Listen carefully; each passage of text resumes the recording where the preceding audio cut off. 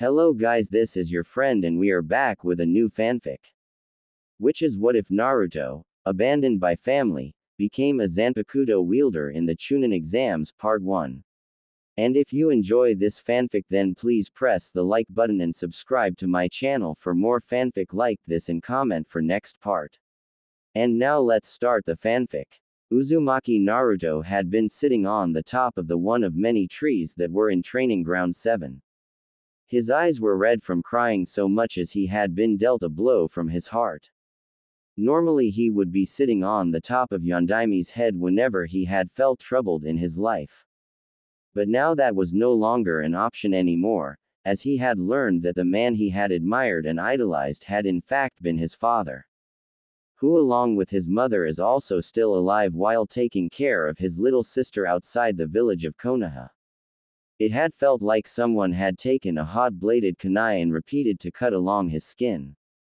Of course he knew from experience how that felt on his 8th birthday when he was tortured in the streets. Now however was a different case because the pain of what he came to know was one of heartbreak. But it was not just his family that he had just found out by accident that they were indeed still alive along with his godfather and grandmother. No, this time it was far worse because the man he had seen as a grandfather had just been lying to his face for so long.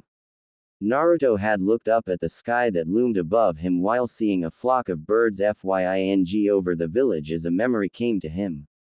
Naruto was sitting on a couch in the Hokage's office as he was drawing in a folder that Sandaime gave while glancing at the aged cage a few times. Sarutobi had been wondering what the boy was doing as he looked to be taking a serious interest into what he was doing. As much as he wanted to go see what the blonde was doing, that gave the said child a determined look on his face. He had to curse his luck with his paperwork that was looking more like a losing battle. However, he was soon brought out of his losing battle with every cage had to face by the sound of the small blonde child's voice.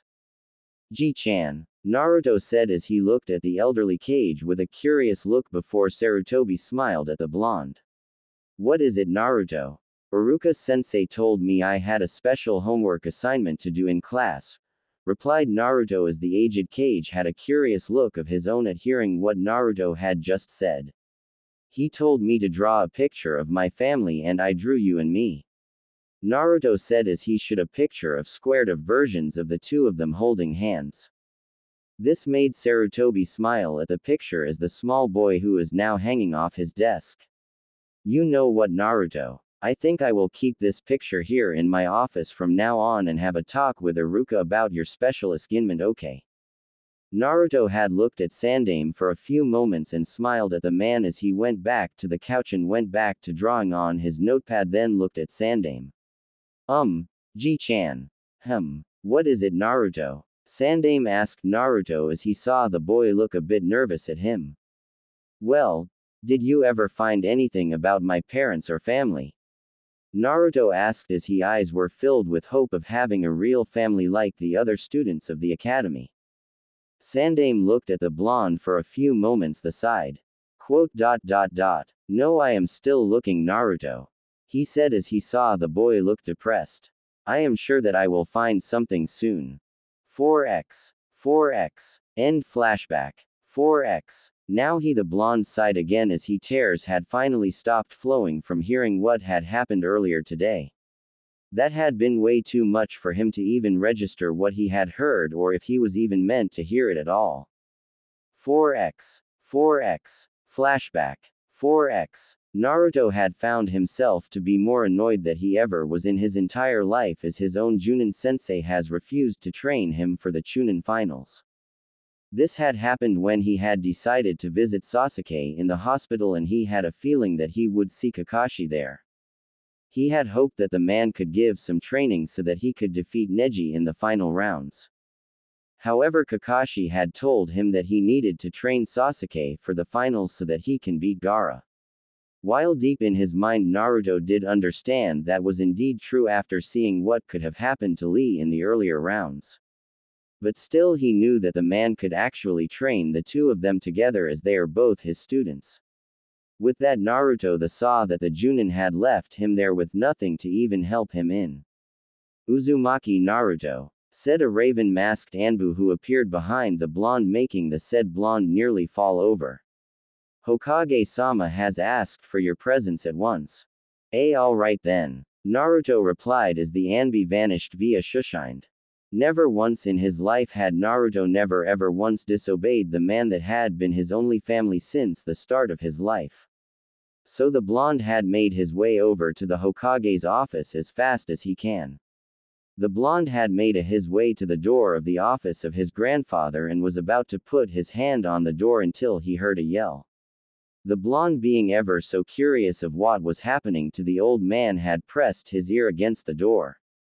Are you telling me that you had made some adjustments to the Shiki Fujin on the night of the Kyuubi attack, and not only that, but you have been alive all this time with Kushina in training your daughter, Naruto's twin sister, outside the village? Roared the aged Kage as he could not for the life of him understand what has been going on with Minato.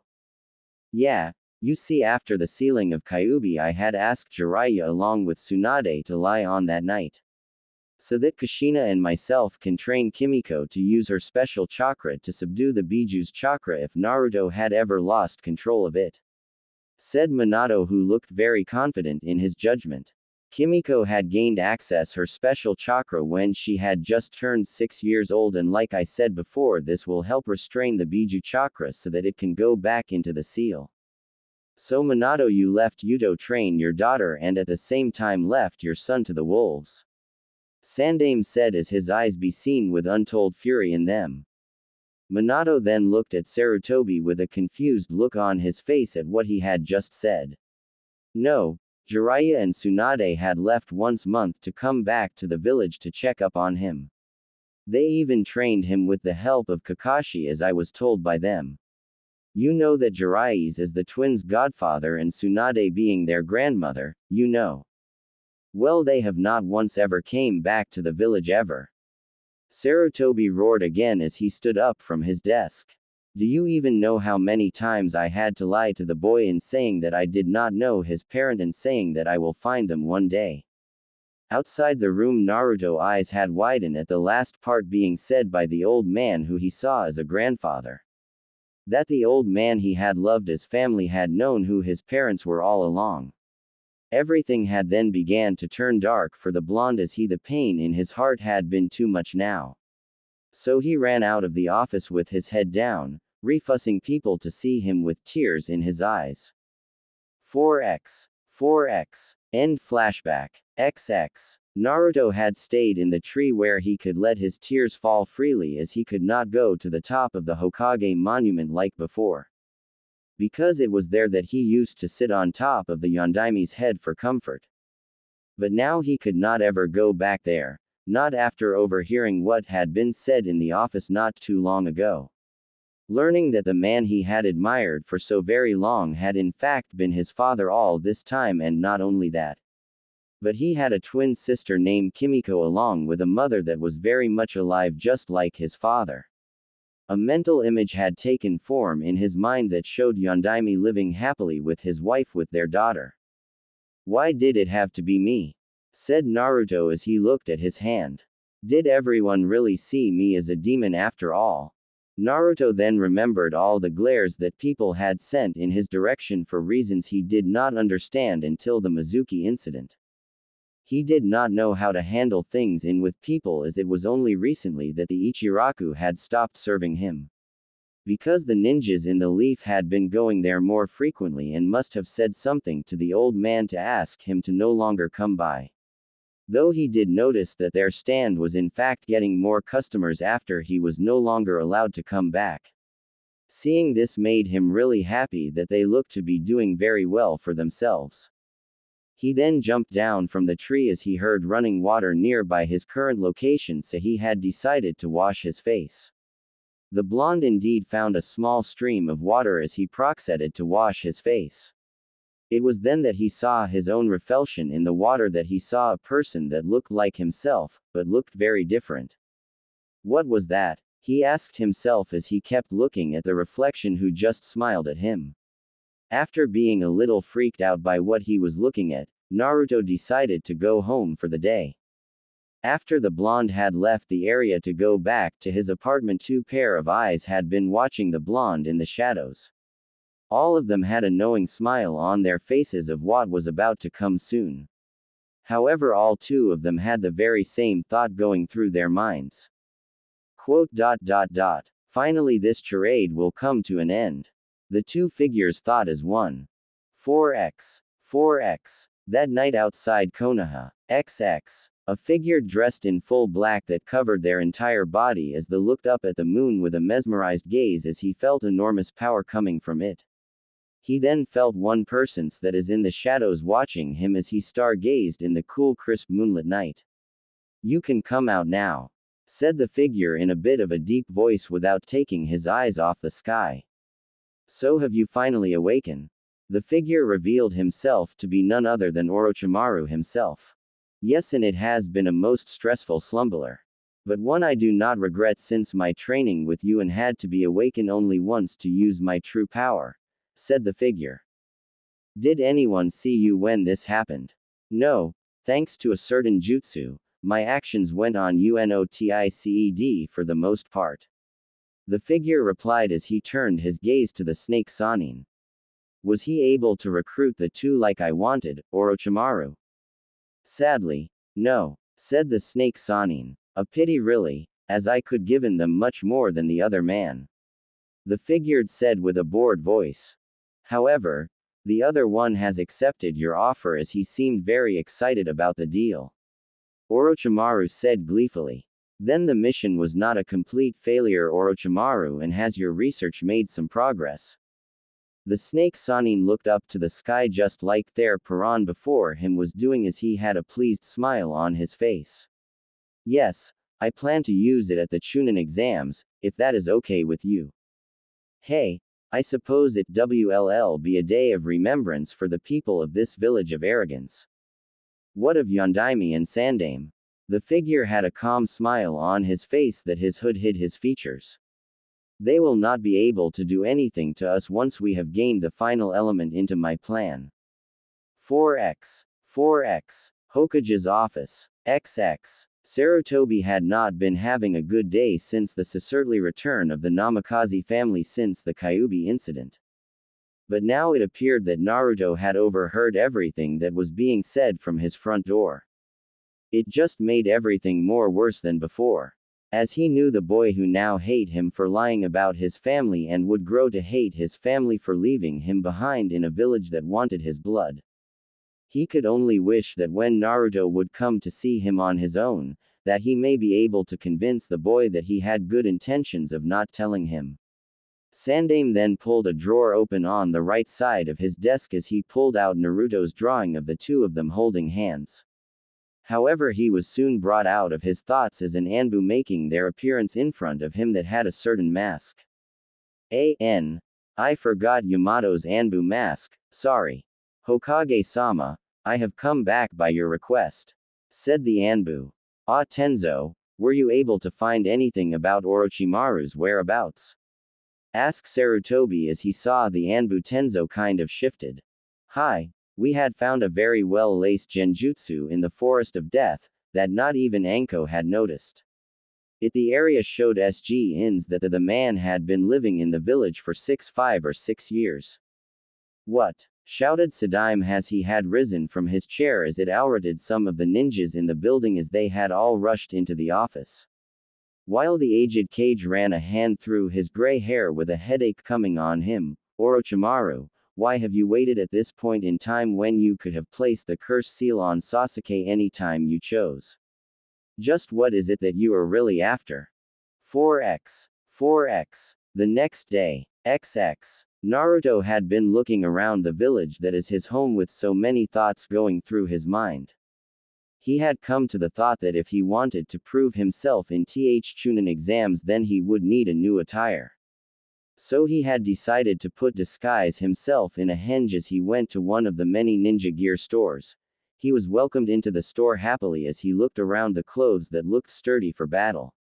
After a long while Naruto had finally saw an outfit that seemed to speak out to him as he picked it himself, then paid for it.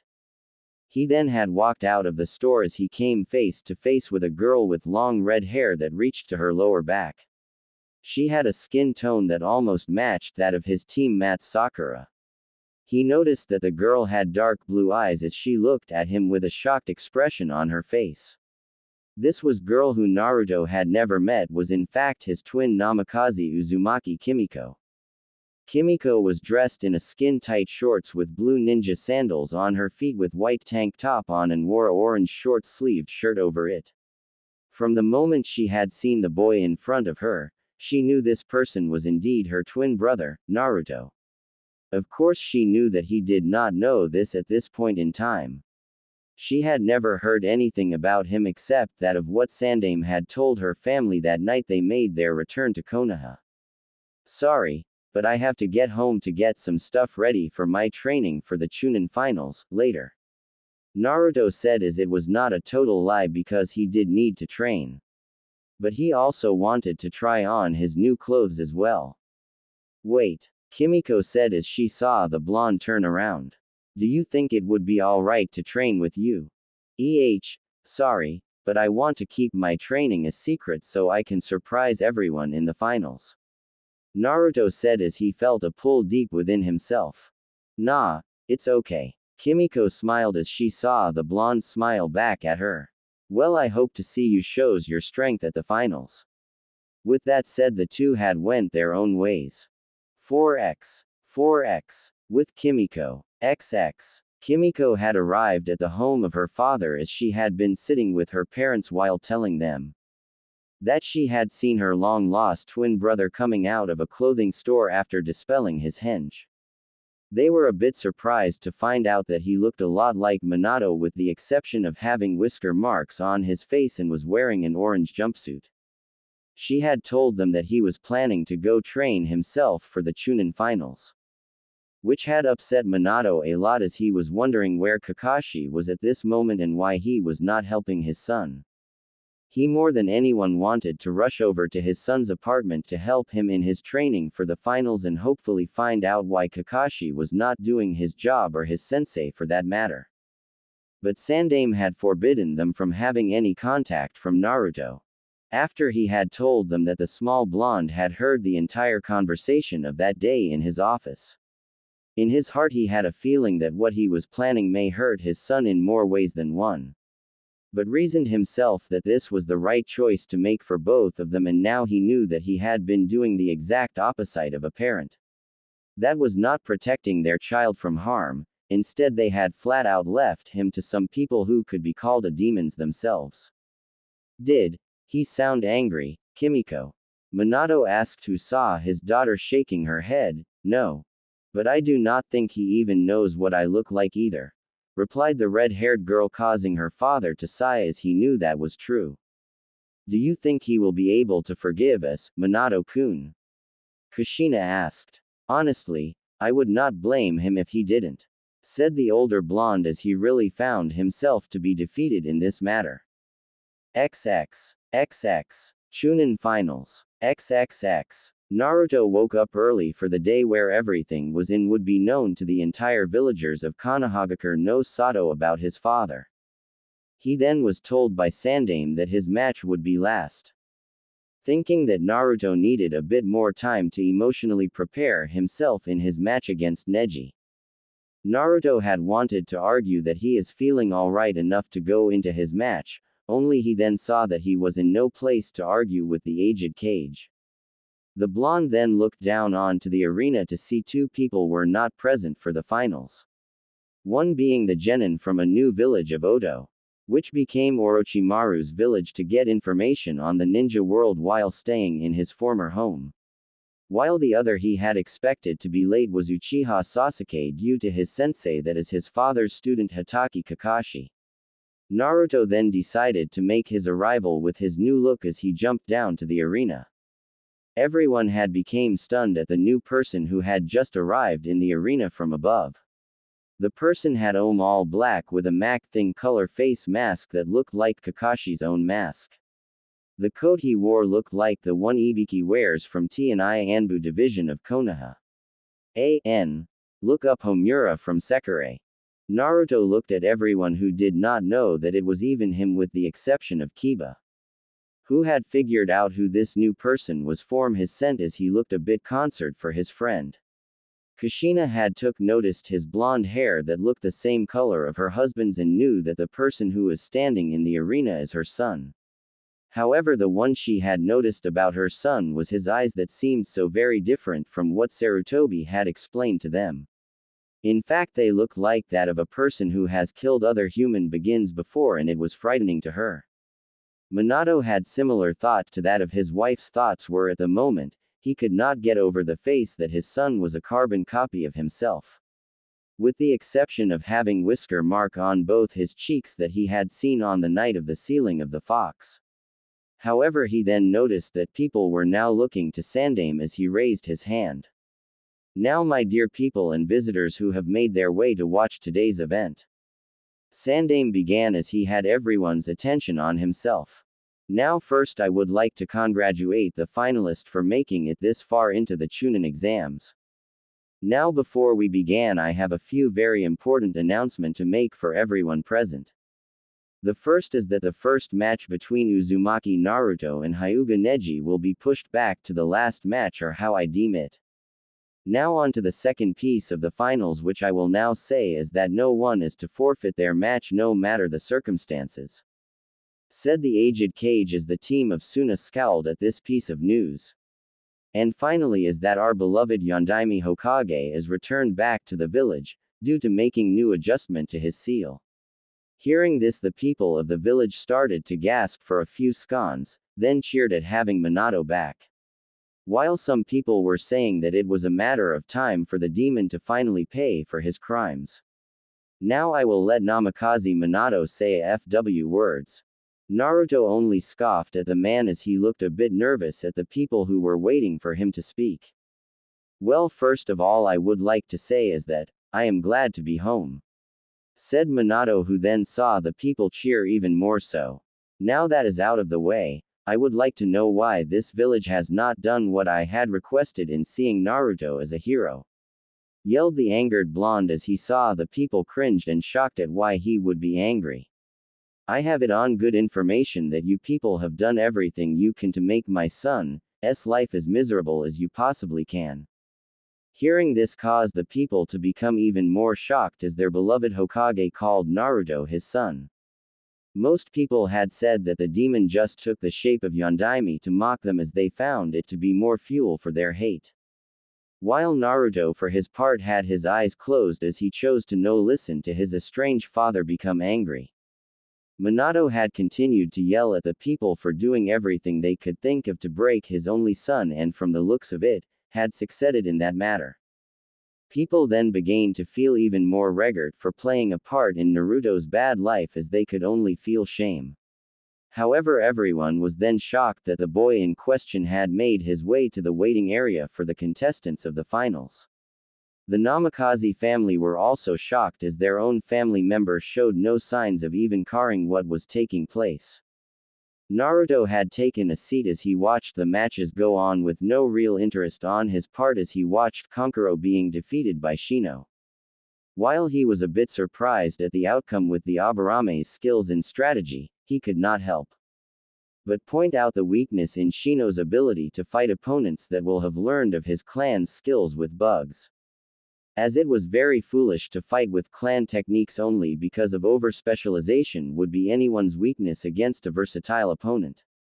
Shino for his part thought that Naruto did not understand the ways of a ninja. If only he had not found out that he was poisoned by Suna's puppet player in the match. He then continued to watch Shikamaru's match as he had suspected that the lazy genin was in fact a master of strategy and thought that if he had not applied himself more than anyone he would lead will pay the price. It is a harsh lesson that the lazy genius would have to learn eventually in his life. Then it had came time for his match against the Hyuga prodigy of the clan that had built up in arrogance along with the Uchiha clan. Neji had walked down to the arena grounds that had some debris due to Kankuro's match against Shino. However, Naruto had appeared on the grounds before he even took his first step down the stairs. People were shocked to see that the son of Yondaime had moved so fast that no one could even register it. Neji was shocked as well as he saw that this year's dead last moved faster than any Shunshin he had ever seen. The moment he stood in front of the masked blonde, was the moment that Kakashi had made his appearance with Sasuke, who is wearing a new outfit. "Yo, are we late?" Kakashi asked as he looked toward the proctor who had a senbon in his mouth. "Yes, in fact that you are late, Kakashi. If the Hokage did not push Sasuke's match to being last one due to your lateness," said the proctor, who is clearly annoyed with the copy nin, while the said Chunin laughed sheepishly. "By the way, look in the Hokage's box," said the proctor as Kakashi did what was asked of him, then gasped. "Sensei," Kakashi said as he then started to shake. "Would you mind leaving?" said Naruto in a voice that was both annoyed and cold toward the Chunin as he got the other's attention. Kakashi then looked toward the newly masked blonde, who did not even look at him, but kept his gaze on Neji. "Naruto, I see you have taken a new wardrobe now and you look ready to face Neji. I had kindly asked you to leave, Hitaki-san," Naruto said, more empty, without looking away from Neji, who just smirked at him. Kakashi wanted to ask his student about his attitude toward himself, only for the proctor to tell them to leave. The silver-haired Chunin then went up to where Minato was sitting as he then noticed the only two loyal Sannin with them. While Naruto had his eyes on the Hyuga before him, he could not help to smile calmly at the prodigy. Once the proctor had started the match, Neji had closed his eyes, believing that his match was destined to be his, and decided to voice his opinion. "Fate has decreed that you shall lose this match, Uzumaki Naruto," Neji said as he was still smirking as he activated his Byakugan in hopes to intimidate the blonde or make him lose his focus. Only to see that his words or his bloodline had no effect on this person before him. "You must accept that fate had made you into a loser, just like Hinata-sama is." Naruto then gave a calm smile at the Hyuga that did not look very pleasing to anyone. "I do not need to heed the words of an insect that has compensated his weakness for a belief that life is controlled by fate. Who does not dare to rise higher to those who had set his life as a servant?" said Naruto as he saw Neji became angered by his words as he saw the blonde vanish again, only to reappear as he was standing on the wall. "Tell me, Hyuga, have you improved your Kaden?" said the blonde as he heard a few people murmur at his words. "I know that all Hyuga have this skill for what they believe to be a perfect defense against their enemies, as well as thinking it to be an offense. So I would like to show that your pathetic excuse of perfection in battles have a flaw." Naruto then brought a sword out that was covered from his coat to show it was a normal katana with a strange-looking hand guard with dark blue wrapping on the handle. He then placed his hands in one hand seal and called out the one jutsu in his arsenal since the Mizuki incident. "Taiju Kage Bushin no Jutsu," Naruto called out as over 20 clones charged at Neji with their sword drawn out. Like he had predicted, Neji began to spin his whole body as he deflected the clones. He watched as Neji took pride in defending himself against would-be attackers, only to see the blonde still smiling. "Now, as I have known before with your clan, is that you need to be in close range to use your Jukin to close my chakra paths, correct?" said the blonde, causing Neji to become more shocked than he already was. "I will award your effort in trying to make me submit to your lowly game of mental breakdown, Hyuga. But so far I am not impressed by your clan, or any for that matter of fact, as they all over-speculaze everything and never dare to think outside their world of fantasy. To prove this one fact, I will show you my true power that I have kept secret from everyone around me. Since I have only had to use my power only once in combat in my first A-rank mission to Wave, in fact I used it without being noticed. XX. In the cage box. XXX. Kakashi had been cued out by his sensei for not teaching his son for the finals, only to be forgiven a while later. As the Chunin had explained why he had to train Sasuke for the finals against Sabaku no Gaara. Minato could not really be angry with his student, as he too saw that the red-haired boy seemed to be a bit unstable. But nonetheless he was still a bit angry with him for doing what he would advise against in favoritism. But then again he, himself was no different, as he had adopted Kakashi into his family as his own son. Kushina had kept her eyes on her son as he had drew his sword out from under his coat, as well as she took notice on his words about clans.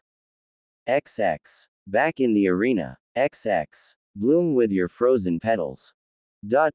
Shiroi Fuyo Mira. Naruto said calmly as his katana began to glow a pure snow white that blinded a lot of people for a short time. Once the light had died down, everyone was stunned to see that the blonde was now carrying an entirely different sword that had a pure white blade. The odd feature that everyone saw was that small shards of dark blue ice seals were spinning around the snow-white blade. Naruto then held the blade above his body as he was still standing on the wall. Blossom with your radiance. Sumatai Ise Taizen. Naruto said as a few of the shard that are circling the sword had shot out to the arena floor in around Neji, who was confused. However, Naruto was not done as he pointed a finger at the Hyuga. Bakudo number 61 Raikujokuro, said the blonde as a yellow light flashed a few times at the tip of his index finger that is pointing at Neji. While the confused Hyuga was too busy at the now slowly freezing ground was turning to dark blue ice. He was about to jump to the wall to save himself from who knows what would happen if he stayed. Only to see a flash of yellow from the corner of his eye as he was going to turn to the blonde. This time, however, felt the top of his body become limp to even face his opponent. He saw the proctor jump onto the wall as the ice-turning ground coming up upon himself had started to freeze his legs in the same dark blue ice. But it did not stop at his legs as it slowly started to creep up onto his chest and looked about to completely take his whole body. Only to stop at his chest. Then Naruto had appeared before him with the still calm smile on his face. I shall not be deterred by the words of a weak child who is consumed by his own illusion of life being controlled by destiny, or the empty words of a failure. But you have proved to be slightly entertaining to me, so I shall give you a reward. Naruto said as he pressed his left index finger on Neji's right shoulder to touch him. Hado number 4 Byakurai, said the blonde as thin white beam had shot through Neji's right shoulder that had lighting surge around the beam and blasted through the wall behind the Hyuga. After a while the beam had started to vanish from everyone's sight, leaving all the people shocked. Naruto's sword had then reverted back to a normal-looking katana as he sheathed his sword. Call the match and get some medics for him, if you wish to save this insect's life. The proctor had called the match as Naruto had appeared in the waiting area with the rest of the finalists. Naruto then stood near the rail of the waiting area as he waited for the final match to take place between Gaara and Sasuke. He then closed his eyes for a brief moment so that he relax a moment, only to feel the presence of 7 people who were behind him. Sighs. Is there something I can help you with, Yondaime-sama? Because staring at someone from behind is a very poor show of manners. Naruto said as he kept his back turned to the 7 people. Minato could not believe that he was standing a few feet away from his only son who has his back to him. There was so much that he had wanted to say the child that he had made the mistake of leaving behind. He then laughed sheepishly. I'm sorry for being rude, Naruto. It's just that it has been so long since I have seen you in a long time and I had been very worried about you. Well, as you can personally see that as I am just fine. Naruto said as he did not even look at them as he continued to watch the match. And I have become stronger without the need of a family or a sensei in the villages. They had refused to teach me anything in the first place. Minato could not really argue the claim of his son as he had personally read reports that were in Sandame's files of the said boy who did not even look at him. He read about how he was thrown out of the orphanage at the age of 4 to live on the street with homeless people. All the way to finding what he could in trash can that are in the back of anywhere to find food. This had went on until he had barely turned 6 years old as the elderly Kage moved him into an apartment. The reports had said that Naruto had grown into a mischief-making ninja who smiled at the smallest things in life. This had not changed once even after the incident with Mizuki telling him that he is the container of the Kyuubi no Yoko in his body. However, the boy that stood a few feet away from him looked to be the exact opposite of the reports. But Minato, being the man he is, wanted to get to know his son no matter how much impossible it looked, because he is a man that never gave up. I can see that you really have become strong all on your own, Naruto. Kushina said as she smiled at the smaller blonde. You might make Chunin once finals are over. As this village is run with cowards who fear what they do not understand and hide their weakness behind their hatred. I highly doubt that I will make such a rank. Naruto said gently toward his family, but the gentle voice was cold.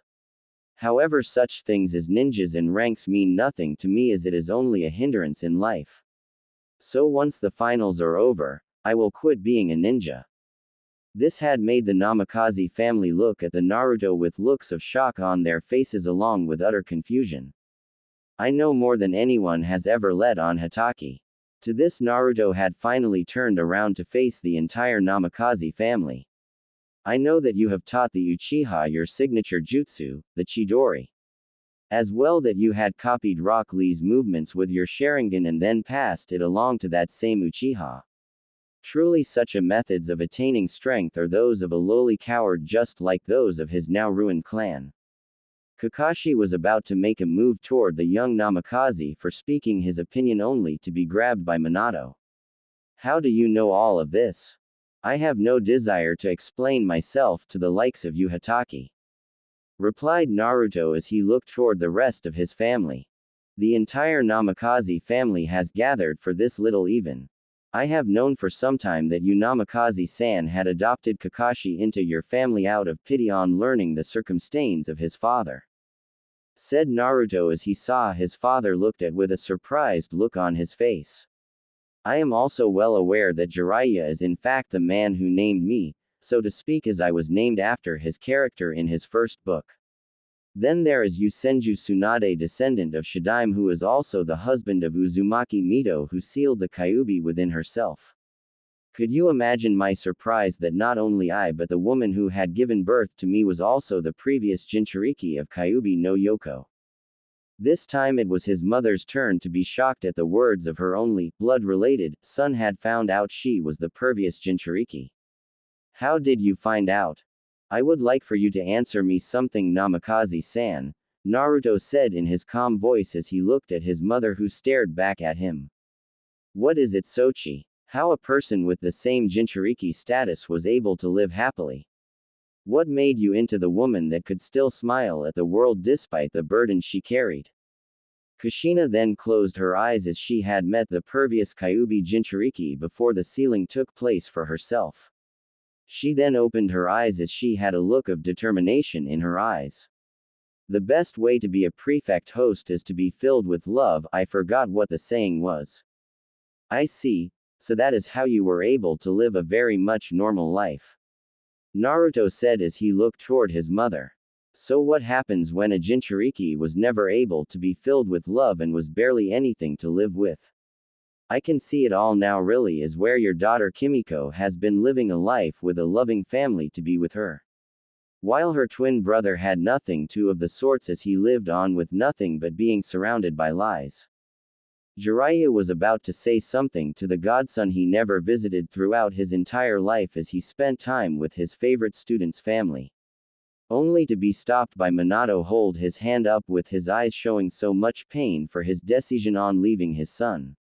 Naruto then took his face mask off so they could see the whisker marks on his cheek. Gaara, also being a Jinchuriki himself, had enhanced hearing due to the Aikibi being sealed inside himself, had stopped fighting with Sasuke. He then turned around to see from the side of the blonde genin had the same eyes of pain and hate inside, that are very much like his own. The red-haired Suna genin then called his sand back into his gourd as this had seemed to confuse Sasuke a lot. Gaara then turned around to the Uchiha with his glass-like gaze. You won this match, Uchiha Sasuke. I forfeit, said the redhead as he started to leave through the arena entrance. With that said, Sasuke had looked up into the waiting area and saw the Naruto with eyes that looked devoid of life. However, the said blonde had vanished, then reappeared from behind the Uchiha as he felt his breath on his ear. Always the favorite of Sensei Sasuke, said Naruto as it caused the Uchiha to jump forward. Damn Dobi, don't do that, Sasuke said as he saw his teammate just blankly stare at him with his sword drawn out as it was in that strange form again. Just as then between the two boys a hand had quickly become covered with that same dark blue ice that had appeared earlier in Naruto's match. Sasuke being a bit confused as he saw the entire arena had become an ice prison that kept everyone in place.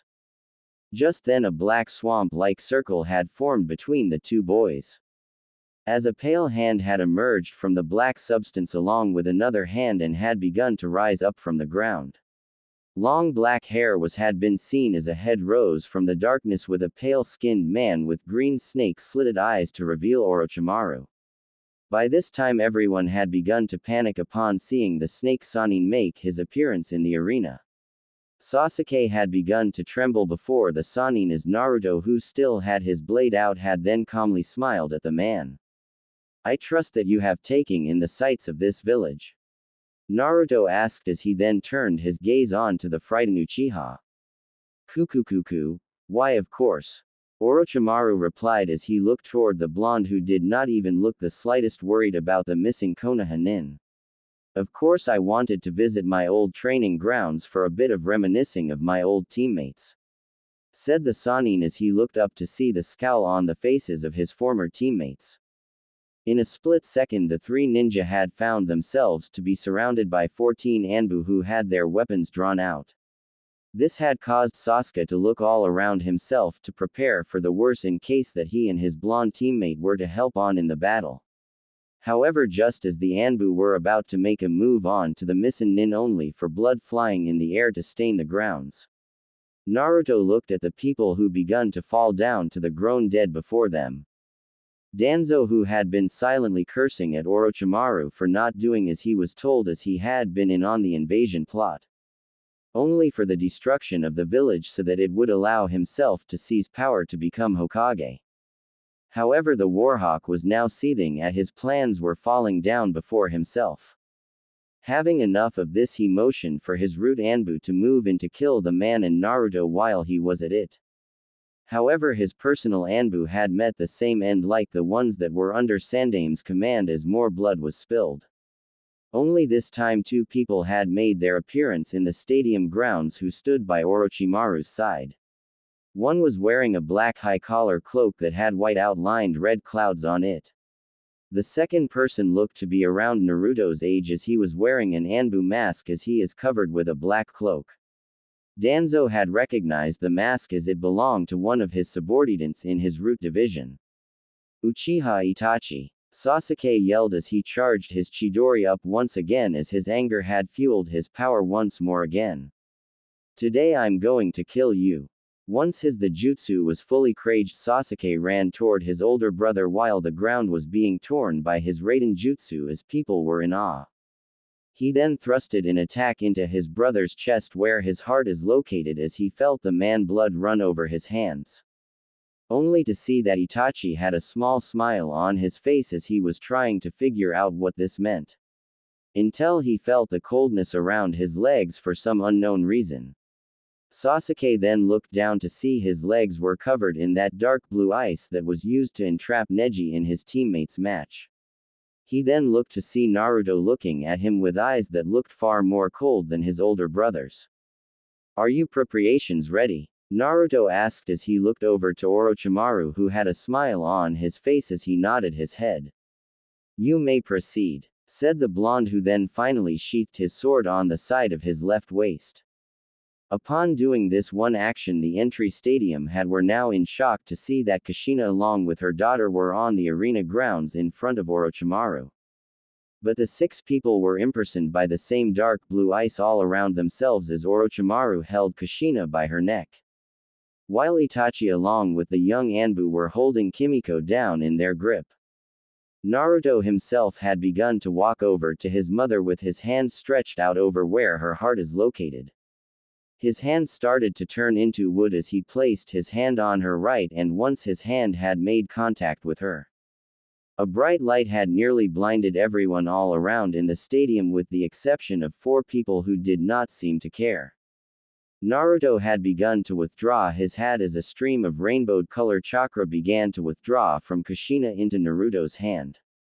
This process had kept on going for a few more minutes until the last of the chakra had finally been drained from his mother's body. While this happened, everyone could only look on helpless at what was happening to a kunoichi who had been a role model for younger generations. Orochimaru had finally the woman go from his grasp as he watched Naruto walk toward his sister to repeat the process. Once Naruto had finished with his sister, the 2 people who held Kimiko in place dropped her to the ground looking severely weakened like the older woman. Naruto, seeing the had smiled calmly to look at his once family. "I am very surprised to see that you 2 are alive," Naruto said as his smile did not falter even after his ice prison had dropped to the ground. "I will admit that even I did not know what would happen after I had taken your special chakra from your body, and I am very mildly impressed that you have survived this little experiment of mine. Since you 2 are the first to live through this extraction process like a few other people who too shared this chakra of yours." Hearing this caused Kushina's eyes to widen as she came to realization that she was not the only one who lived after her country was destroyed. However, she then became sad as she heard that from her son's words that others did not live through his process. She had started to cry out toward her clan that had met their ends at the hands of one of their own.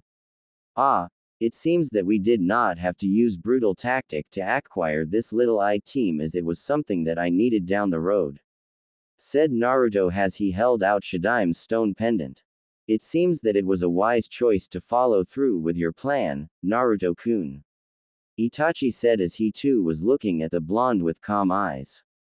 "I did not think that Tsunade-san would ever pass her grandfather pendant to anyone. Not after the incident with her brother being killed and then her lover," commented Orochimaru as smiled. "Don't you dare speak their names, you bastard," yelled Tsunade as she looked at the snake Sanin. "It seems like the old witch does not like you talking, much less living, Orochimaru-san," the young Anbu said as he looked toward the snake master. "The story of my life," replied Orochimaru as he looked to Naruto. "Which will come to an end today," Jiraiya stated as he was getting himself ready for any kind of a fight. Naruto grinned a little as this had got the attention of the ninjas around them. Sandaime did not know what to think at the young blonde's thought, so he asked, "What is that you are finding humorous, Naruto?" "Oh, nothing really," Naruto replied as his grin did not falter once. Until 4 beams of light had came down from the sky and surround the 4 people in a small barrier as he started to lift them into the air. Everyone had looked into the sky to see where the beams of light had came from, only to see a black rip in the sky as it was taking them in while the 4 looked down onto the people. "To think a man of your caliber was not able to see past illusion I have created, Minato-san." Minato, hearing this, had helped his wife to her feet as they both looked up at the retreating form of their son. "Just what is it that you want, Naruto?" "If I had any desire to tell you of my plans," Naruto replied as he looked toward his father. "Even if you had somehow to figure out what I was up to, I seriously doubt you would even have the strength to stop me, or much less to even prevent anything to slow my plans down," finished the young Namikaze as he smiled gently again. "Sayonara, everyone." With that said, everyone had saw the 4 people had left into the darkness in the sky as it shut itself closed, leaving behind the people of Konohagakure no Sato very shocked and frightened. Sasuke was laying on his bed as he had been staring into space as the events of last 2 days ago had been replaying in his mind. All this time Naruto was in fact stronger than he was and had been faking his foolishness. Though he had been suspecting this for some time since the mission they had together back in Wave. There were a number of times when he had seen the blonde with eyes that looked more defined than he ever seen before in his life. Not even Itachi had those types of eyes for as long as he had known his brother. Sasuke then got up from his bed as he walked over to the photo of Team 7 they had taken together. He then traced the area of where his blonde friend stood on Sakura's left side as he was glaring. Sasuke then had put the picture of Team 7 on the table, then placed his hands in a single hand seal. Kai. Once he had done this single deactivation jutsu, his body had started to glow. His hair had started to grow out in the back as it extended to his lower back. His chest had grown out a little bit outwards while his body was becoming slender. Sasuke then walked over to the mirror in his room as he stood in front of the glass. Today I am no longer Uchiha Sasuke. The girl said as she looked with more determined eyes. I am now taking back my true name. Uchiha Satsuki. She then let out a smile. I hope you don't mind in training another girl Kakashi. Satsuki said as she knew the Chunin was outside her window. Ever since the events of the Chunin exams, which people had now dubbed as the Bloody Ice Incident. Due to Naruto's ability of freezing over the grounds that are still frozen to this day, and no matter how powerful the Kaden jutsu they use, the ice would not melt quickly as they had thought it would have. However, there was in fact melting, thought it was doing so at a very slow rate. Since that day, most of the villagers along with some of the shinobi of the leaf had found themselves in shame for either having a part in the things they had done to the son of Yondaime or just plain did nothing of the sorts to help the small blonde. However, the people had become more frightened than anything else because they had seen the power that Naruto was capable of, and the thoughts of him coming back for revenge had been engraved in their minds. XXXXX. Unknown area. XXX. A single figure could be sitting on a marble throne-like chair in front of a few people who had arrived in the building 2 days ago. This figure had blonde hair that was no longer spiky as it used to be in his former village. He wore a black face mask that hid most of his facial looks with the exception of his eyes, that were in fact a brilliant bright blue that looked very much devoid of human life in them. He then looked down to see people who stood in front of him.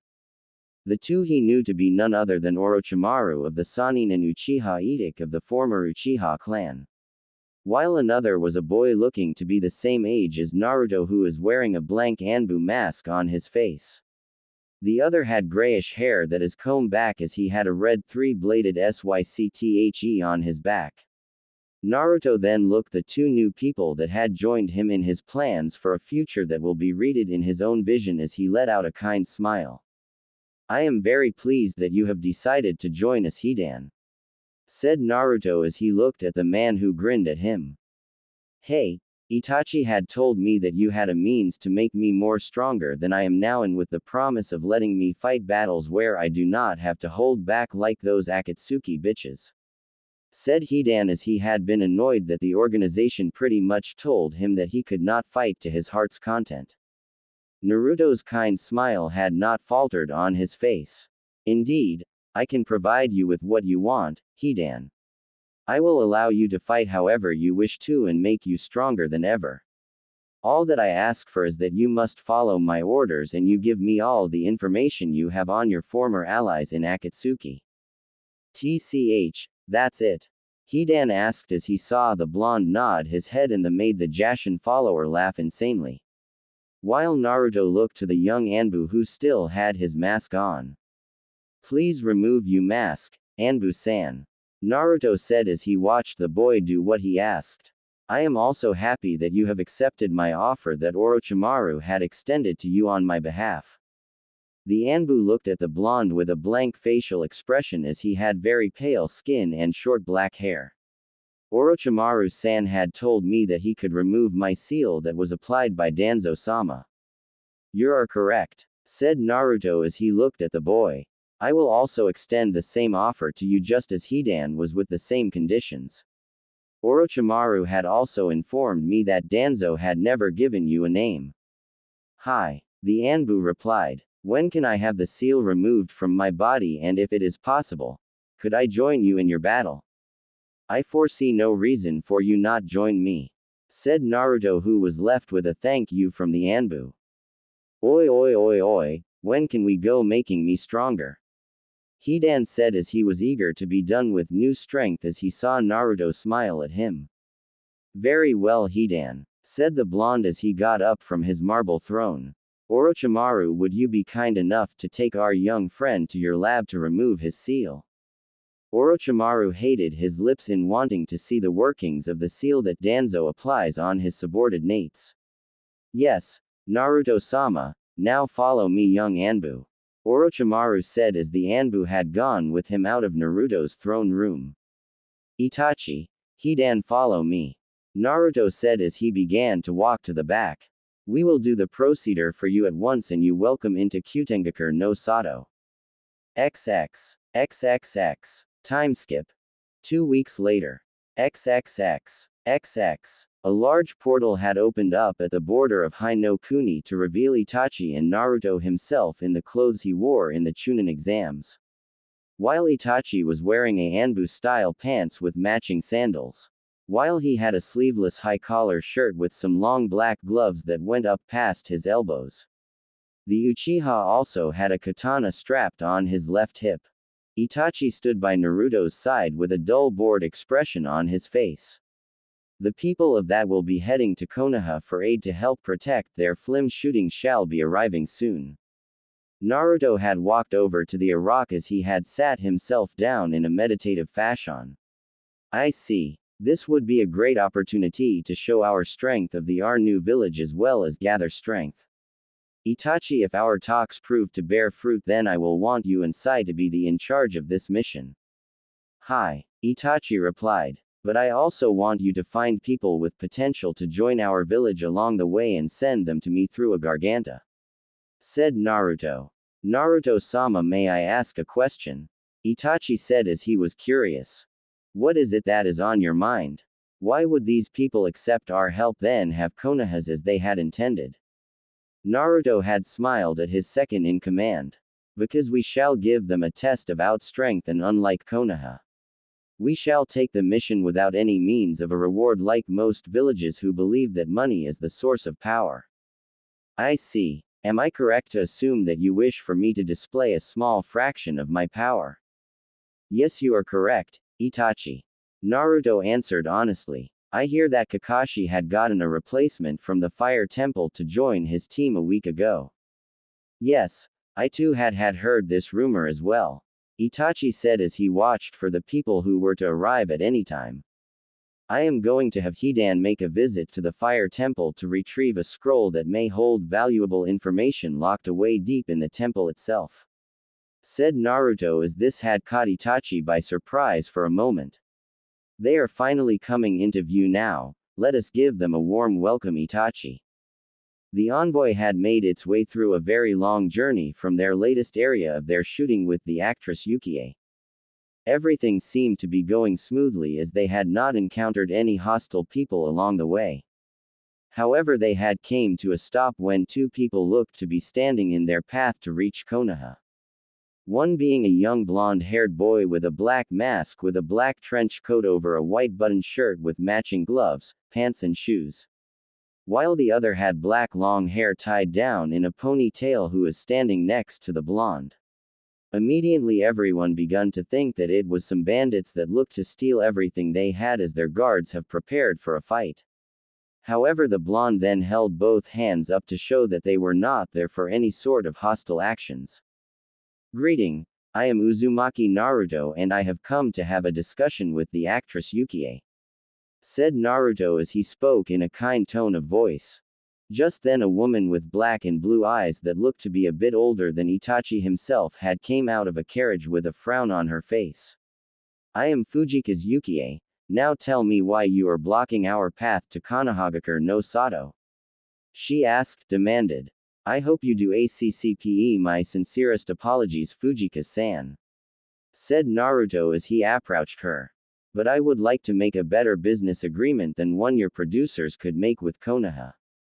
Just before Yukie could say anything to the two ninjas, her director had came out from the back. I want to know how much you will be asking for if we were to hire you for your services. Naruto had smiled kindly at the two again. You can rest assured that in my words that we are not going to do this mission money or any kind of reward. Well, your offer is very tempting, Naruto-san. said the director as he then gave a serious look on his face. But as tempting as it is, would it be any trouble to ask a demonstration of how strong you are? Not at all. Itachi, could you show them your Sero? Naruto asked. As you wish, Naruto-sama, replied Itachi as he held his hand out and pointed his right index finger as what to be a blue-green-like light began to charge at the point of his finger. Then offer a few seconds of the light gathering to the point of his index finger. A large beam of light had shot out from the said finger in a massive blast toward the mountain that was in southern direction of themselves. Once the beam had finally reached the mountain, a burst of blinding light had erupted from the attack. Naruto along with Itachi had CKOSED their eyes so that the light did not irritate their eyes.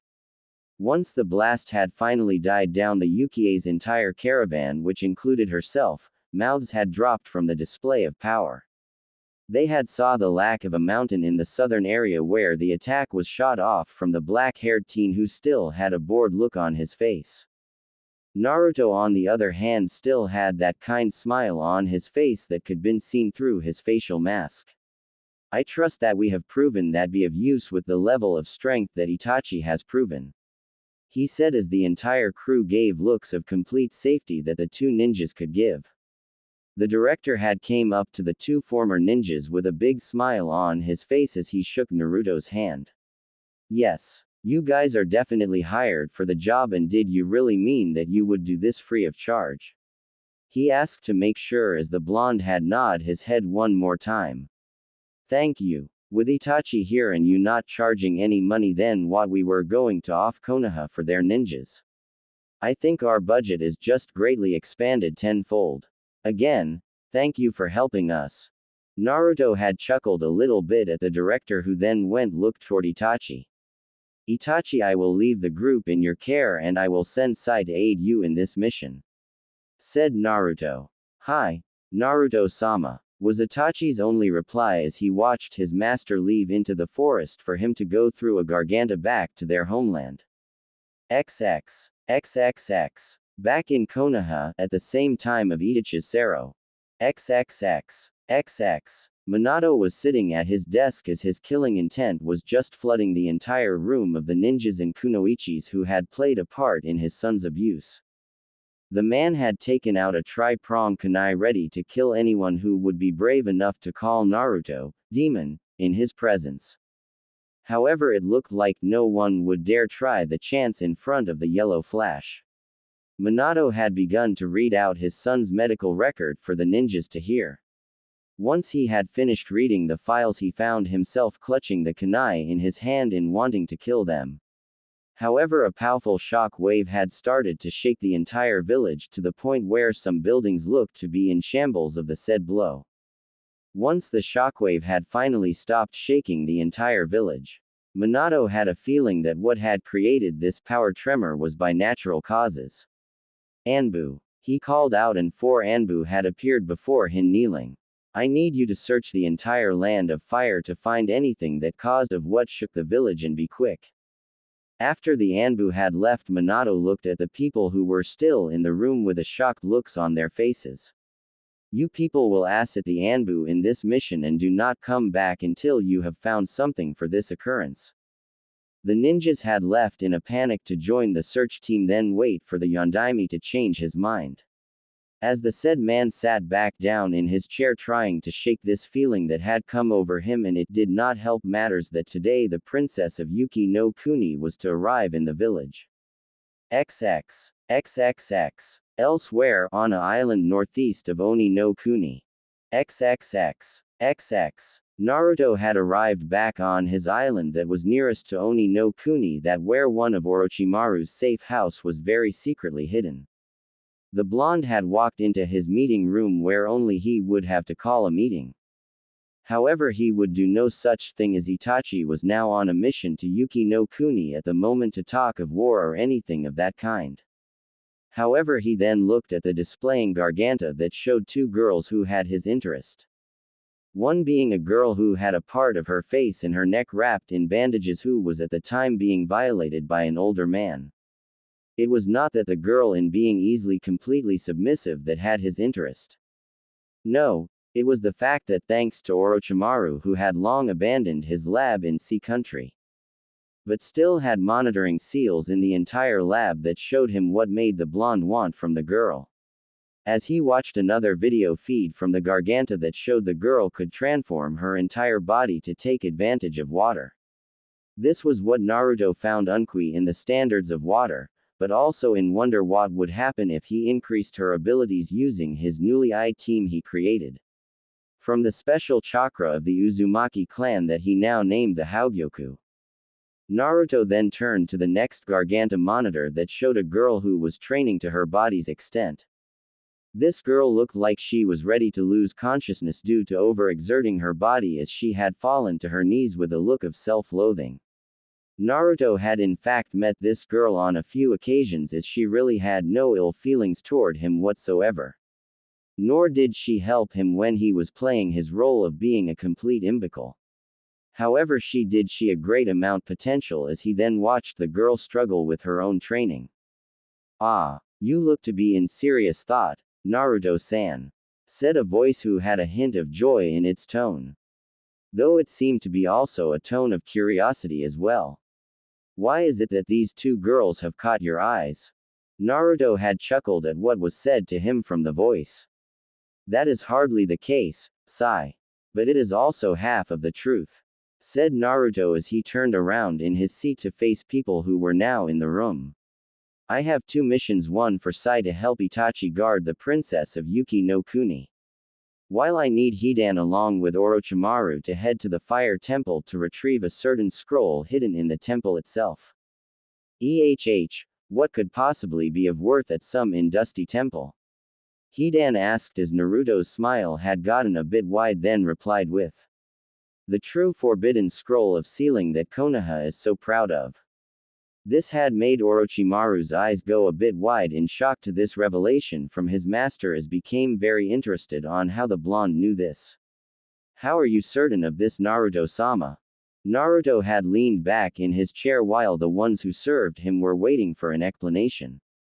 "While I had been in my slumber and my alternate self was with the Sandaime in his office, I had to help him with some of his paperwork, which I had found amusing to watch him suffer at the tedious workload. But I am getting off track with the story. Anyways, it was on one the days that while helping Sandaime, he was called in for a council meeting of some unimportance. The elderly man had asked me to places some of the papyrus in one of the shelves on in his office, in which I did. However, while finishing up my work, a scroll had dropped from behind one of his family pictures. The scroll had opened up, and while my foolish self tried to read the entire scroll, he found the task to be more than difficult for his understanding. I, however, was able to read the scroll with ease through my alternate self's memories." Naruto finished as he told his story and scoffed.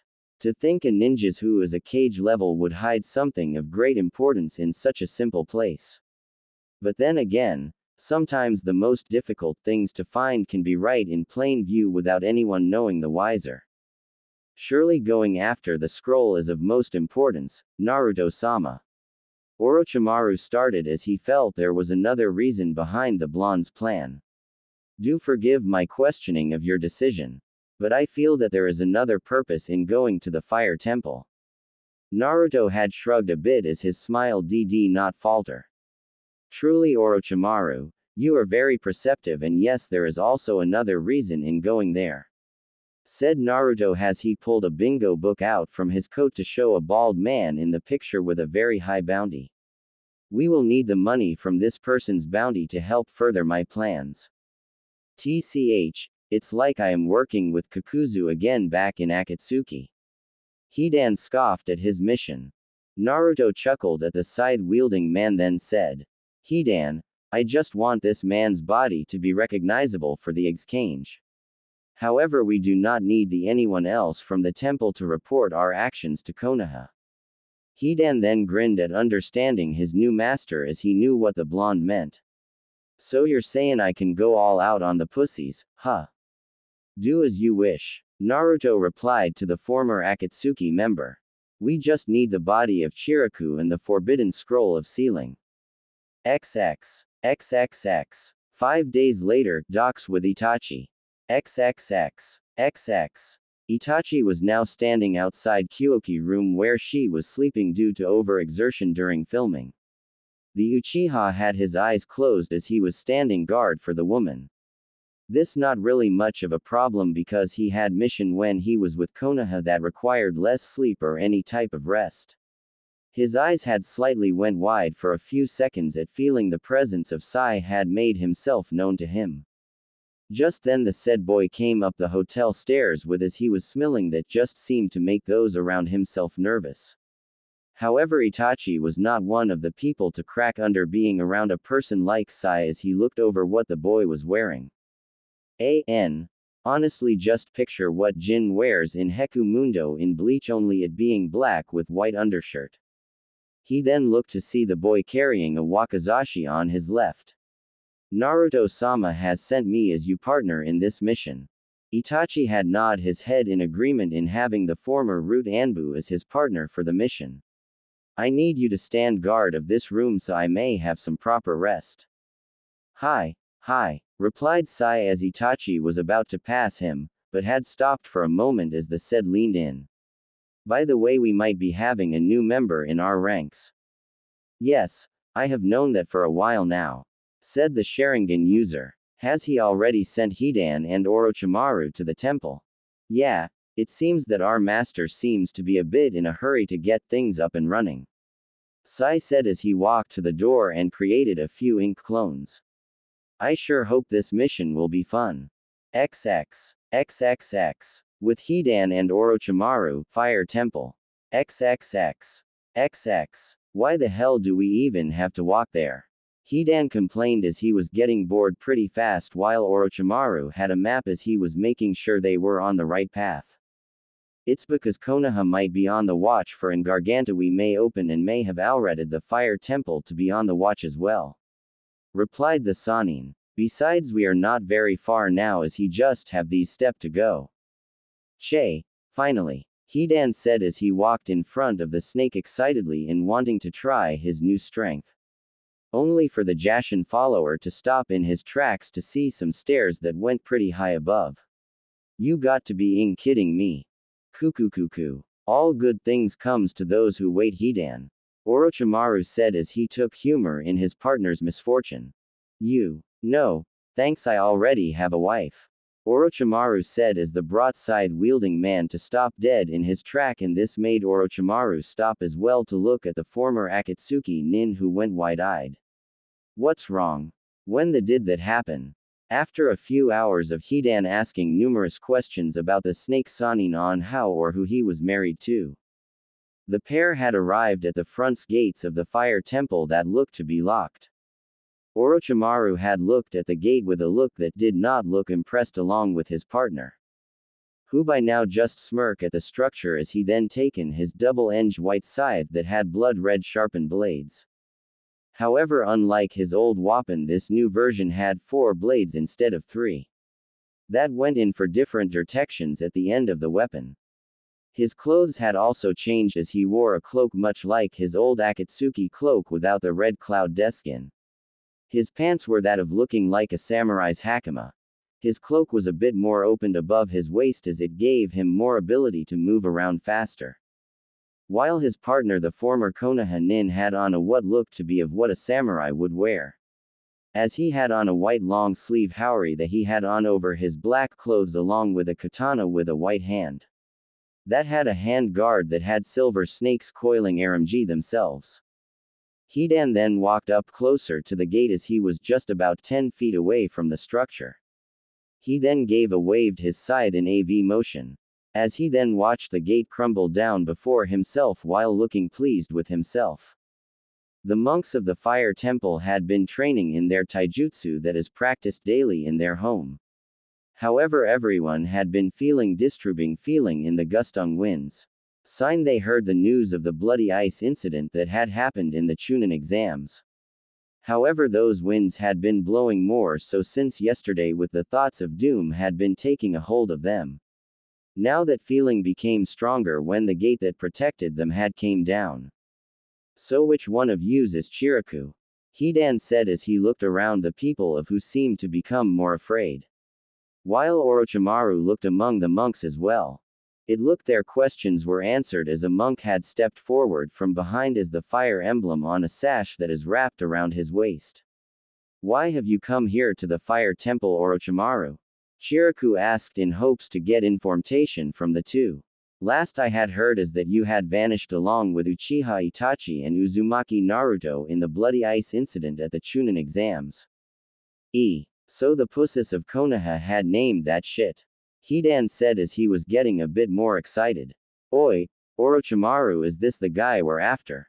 Orochimaru nodded his head as he looked forward at the people in front of them. That he is, so be sure not go overboard. The others however are not needed, so do what you want while I get the scroll. Chiraku had paled at the words that the Sankei Sannin had just spoke about the sacred scroll of sealing being in their protection along with killing everyone in the temple. He then got himself into his taijutsu in hopes of stopping the two ninjas before himself to protect the scroll.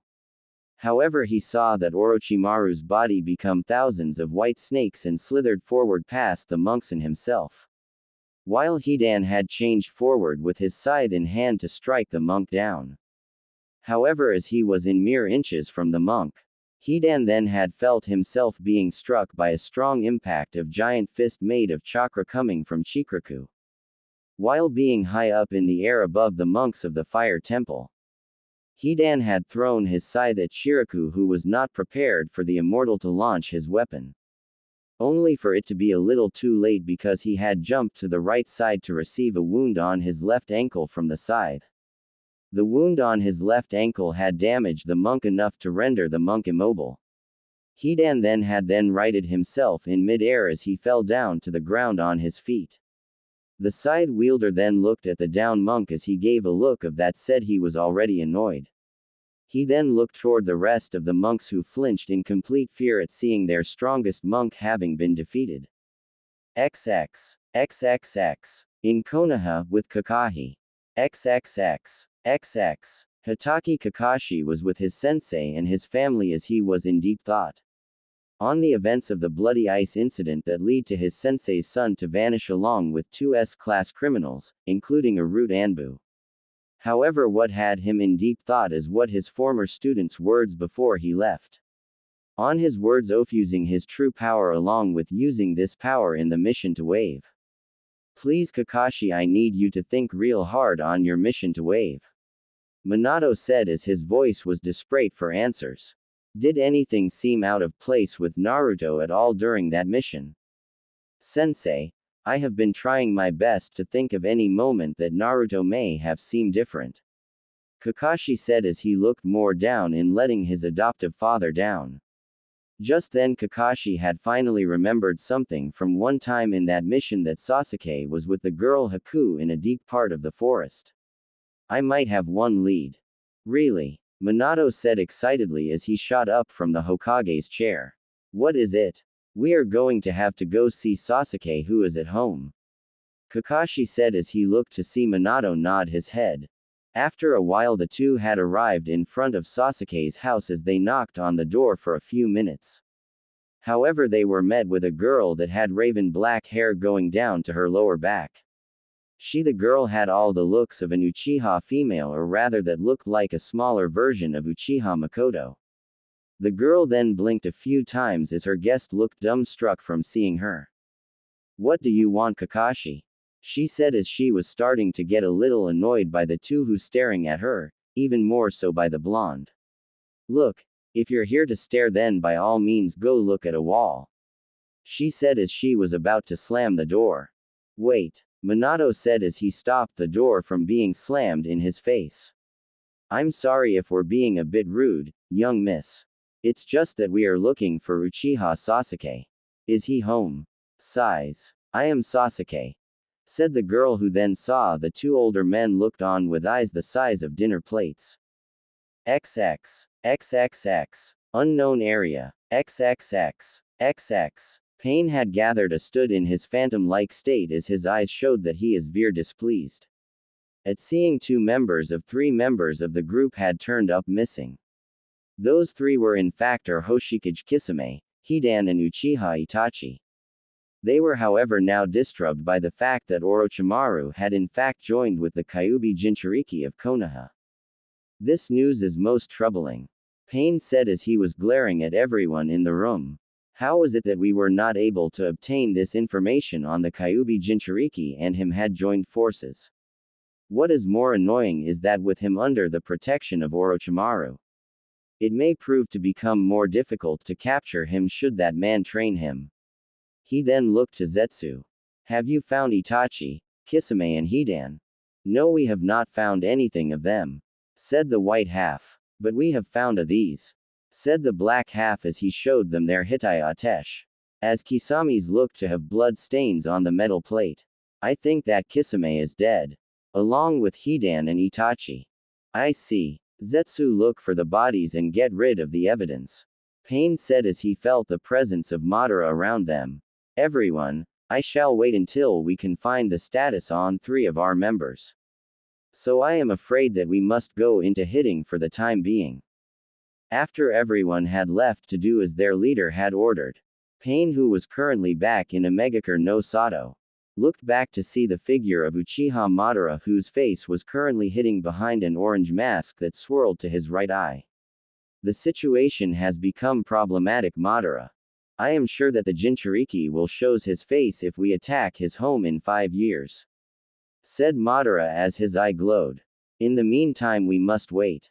But I believe that if we target those that are like himself, then the Kyuubi Jinchuriki will reveal himself to save those like himself.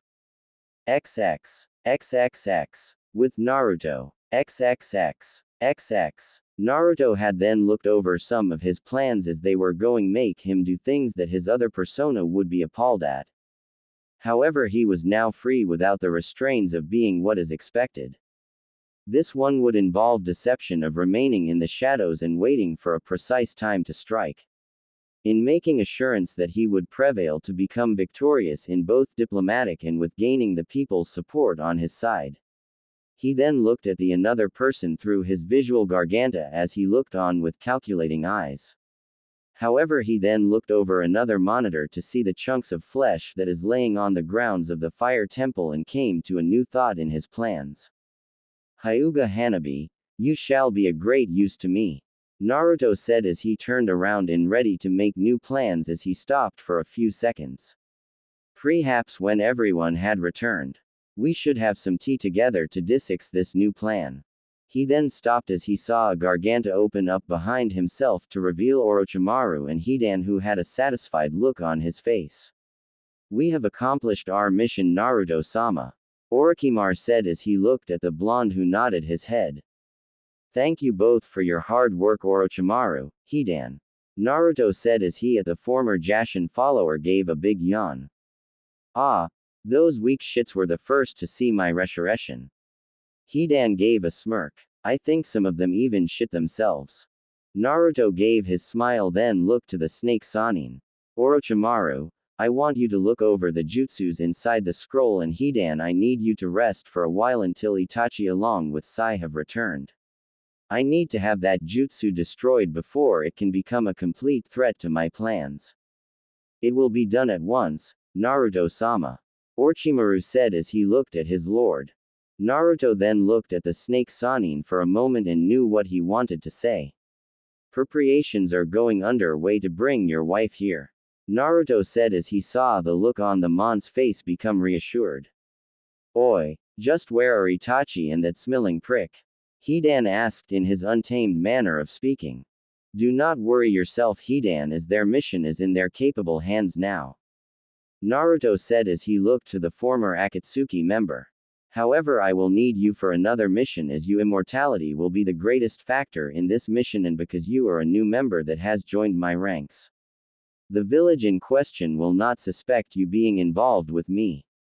However, I would like everyone to be present for this plan to hear their own opinions on this task. So I want you to be on standby. XXXXX. Yuki no Kuni, with Itachi, Sai and Kyuki in a prison. XXXXX. Itachi had been looking around the area of the fortress that held him captive with their mission charge who was across from himself. The Sharingan Wielder looked at the woman with an bored expression on his face. By all means I should allow you to meet you and here in this place and like you said to those children who you coldly spoke to a few days ago. To let you become nothing more than forgotten as you will die here. While Kazuhana will use a double of you to help spread his influence across elemental nations and at the same time bring the image of you down to a level where your very name will be cursed. For death shall follow with your name. Stop. Koyuki said silently as her guard kept on going. But the death that will follow with your name will not be just ordinary people either. Young, old and even children will be killed at Kazuhana's name in your honor. While those who knew you will live with the fact that the real you was a woman who just gave up without fighting back, a COAWRDS path. Itachi said as he then saw a black rat coming toward himself.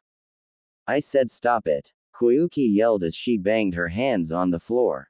What do you want already? Since I am such a coward as you said. Have some courage in who you are. Itachi replied. It may be easy in giving up on everything as you continue to keep up the facade of your acting career to run away from life. But it takes true courage to stand up to those that had hand in becoming who you truly are. Even those children that you had so coldly spoke to about being forgotten as they had were the ones who made you a movie star in the first place. Koyuki looked at Itachi for a few minutes as he stood outside her cell. You speak like you have been through so much. Itachi closed his eyes for a moment. To an extent I do. However, we both know one person who has been survived the depths of hell that is born in the human heart. And just who is that? Asked Koyuki as she became curious. Uzumaki Naruto, replied Itachi as he saw Sai around from some explosions that had erupted in the distance. Though he may have the worst treatment by those in his own village, he had the strength to stand up by himself to keep moving forward with his life, and somewhere along the way of his life, he had come to the thought that he would make a place of acceptance for those like himself. Even to those who are seen nothing more as cattle for selfish village leaders, who see people with bloodlines as nothing but animals for breeding just to keep power for themselves. Hearing this made Koyuki shocked in more ways than one. It can't be true. From another person perceptive it may not, said Itachi as he then effortless cut through the prison bars with his katana. Take Konoha's Hyuga clan for example. It is no secret to other hidden villages that the Hyuga clan has two branches in its family, that is the main branch and the second branch. Someone would think that maybe it is a form of keeping the family together, which is entire a small fraction of the truth that the is kept in shadows. Those that are born into the second branch of the family are made into slaves for the main branch of the clan and are forced into submission by having a seal placed on them at birth. But that is wrong, and shouldn't the village leader do something about this? Koyuki said as she walked toward Itachi, who held his hand out.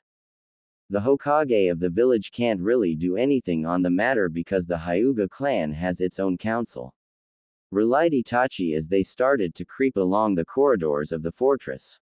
As for why has no one stepped in to stop such treatment of human beings? Is that the Hyuga are very stubborn people to accept change and wish to keep their power for themselves. However, Naruto-sama has a plan to stop the madness of such people. He must truly be a great man to wanting to achieve such things. Koyuki said as she looked at Itachi with a better light. Are we ready to go now, Itachi-san? Sai asked as he was smelling that kind of creep, the princess of Yuki no Kuni. Itachi then shook his head for a moment as he knew that Kazuhana would surely try to get Koyuki back in his grasps. In thinking by now the princess's uncle had figured that the pendant in his possession was indeed a fake. That was switched by himself personally when Koyuki was passed out on the ship ride. No, we must get to the location where Kazuhana will take the Koyuki-san pendant, and there I will face him alone. But I need you to take out those who will pursue us while getting there. AAA, you're leaving me to fend on my own, said Sai as he was in a mock hurt voice. Oh well, I guess playing in the snow won't be so bad. Itachi then turned to Sai. I do have a plan and I will need you to follow R after you have taken out the rest of Koyuki's uncle's men.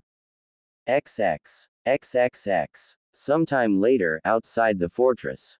Sai had came into the snowy forest outside the fortress as he saw that Itachi had been defeated by Kazuhana Dotu and took Koyuki to a shrine of some sorts. Sai however found himself to be surrounded by two of Dotu's men as one of them was flying around him, while the other was standing in front of himself. Ah, you're going to be a little hard to defeat, said Sai, then palmed his hand. Oh I know. He then took out a scroll and opened it. Then pulled the end of the scroll to reveal a compartment that revealed some ink while Sai brought out a brush. As he started to draw about 20 lion-looking drawings. Ninpu. Choju Giga. Called out the young teen as his lions had jumped out from the scroll and charged to that man in front of himself. The man watched in awe as he had never seen a jutsu like this one before him in using ink laced with chakra. However, while being in that state of mind that had taken his attention off his surroundings for a moment, that he had completely forgotten the oncoming attack, that the lions were already upon himself and charge at him with their mouths open. Mizor, said the woman who had stopped in midair as she watched one of teammates had been ripped apart by white lions. She continued to watch the lion kill the man now known as Mizor die in a gruesome way. You son of a Urk.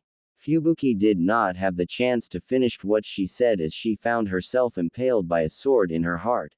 She then looked around as she saw Said was still smiling at her before she had finally drew her last breath. Well, I should get back to Itachi-san now, said as he began TP run in the direction of where Dotu had flown off to. He then came upon a mountain path as he felt another presence was lingering around the area and suspected that another one of Dotu's men is guarding the area. His suspicions were answered as he saw a giant tiger made of snow came around the corner to attack him. Ma, that was rude of you. It was meant to be that, said a man who was wearing the same armor as Mizor and Fubuki. As this new enemy he had met earlier in the trip as he is known as Ruga Nadare. I was expecting the princess to hire some Konoha nins and not some brats. But it makes no difference now as you are going to die now, said Ruga. Hyouten. Haryu Muko, called out Ruga as a larger tiger made of snow shot forward at Sai, who then unsheathed his wakizashi from his right side. Shoot to kill, Shinso, called out Sai as he held his sword close and the blade had started to grow in length as it had stabbed the snow tiger and continued to extend further. As the blade then shot through the corner of the mountain path where Ruga was hiding. Once the maid had hit its target, Sai had made the blade rest back to its normal state and started to walk to the corner where his dead opponent would lying. Once Sai had gotten close enough to see where his sword had stabbed the man, he could easily tell that it went straight through Ruga's head and through his mouth. Once the teen had seen enough, he left through using a new speed technique that he learned under Itachi. XXXXX. With Dudo and Koyuki, Koyuki had watched her uncle take the pendant that her father had given to her when she was a child to a small altar. However, she was shocked to find that it was a key to start the heating system to melt the snow of her country. She then saw the look of pure rage on her uncle Dotu's face at learning the truth of the family treasure. There are many treasures in the world, Dotu-san, said a voice coming from Koyuki as she places a hairpin down on the ground. That exploded in a cloud of smoke that quickly vanished to reveal Uchiha Itachi with his sword drawn out. However, some of those treasures are not always things that are material value and are worth more than money, said Itachi as he stepped close to Dotu before he could even blink. Itachi then used this opening as she slashed his sword upward diagonally left in cutting Dotu's armor open. As he then followed up with a kick on the man's chest in making Dotu cough up some blood from the blow. Itachi then saw Dotu was knocked back about 50 yards away from himself and saw the man getting ready to use a jutsu to attack.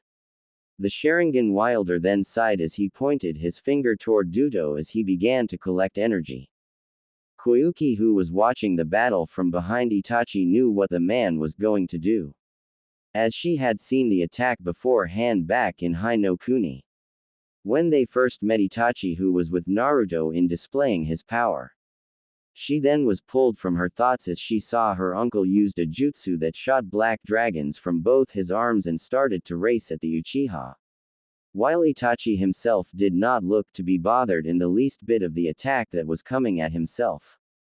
"Sero," Itachi said as the same powerful blast shot out toward the dragons and Dotu himself, before obliterating both the jutsu along with the caster in a green blast that cracked the ice on one of the four pillars that started to have a rainbow light coming from the sun.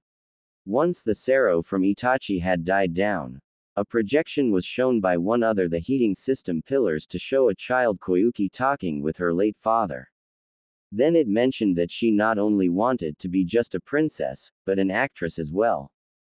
"That is an aspiring dream to obtain, Koyuki-sama," said a voice from behind, as this made everyone, including the newly arrived Sai, to look behind the princess to show Uzumaki Naruto. Itachi had walked over to his mission charge just as Sai did from the left, while Koyuki looked at the blonde. "Hi, it may be a bit difficult to do, but I can't allow myself to be a coward, right?" Koyuki said as she looked at Itachi, who nodded his head after blinking a few times. "Itachi told me that you wish to set some things right in the world we live in." "Indeed," replied Naruto. "There are many things that I wish to change in the world so that many do not have to have the need to suffer for others. However, I would like to have your support in making that dream realized, because I know that I cannot do this alone." Koyuki then extended her hand to Naruto as she smiled at him. "You do not need to say any more, Naruto-sama, because from here on out Yuki no Kuni will support your ideals, starting now." Naruto then took her hand as they shook in agreement, as he had secured another ally for himself in the future. Naruto was looking around the village in that they had just saved. The blonde Jinchuriki could only scoff at the Kazuhana Dotu's reasoning for wanting material treasure. While he was walking around the village, he could sense people with very high power that seemed to be laying dormant within themselves, which was why he had sent Itachi along with Sai to search for such people in the village, though his masked face did not show it or could be seen. Naruto found himself to be relaxed in the village of Yuki no Kuni and wondered if they had a tea shop around. After some time of wandering the village, the blonde then finally came to a tea shop.